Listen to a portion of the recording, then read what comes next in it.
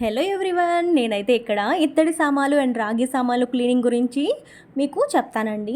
ఎక్కువ కష్టపడకుండా, ఎక్కువ డబ్బులు అనేవి ఖర్చు లేకుండా ఇంట్లో ఉండే వాటితోనే మనకి సింపుల్గా క్లీన్ అనేది అయిపోతుంది.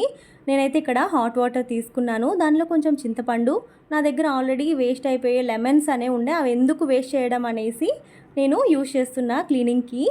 అండ్ సాల్ట్ వేసి చక్కగా అవి బాయిల్ చేయాలి. ఆ వాటర్ చేసినాక తోమకు ముందు నా సామాన్లు అనేవి ఇలా ఉండేవి. చూడండి, అవి ఆ వాటర్లో, హాట్ వాటర్లో పెట్టిన వెంటనే అవి ఎంత బాగా షైన్ అవుతున్నాయో, కొత్త వాటిలాగే బాగా షైన్ అవుతున్నాయి. చూడండి, నేను చూపిస్తున్నట్టు చాలా బాగున్నాయండి.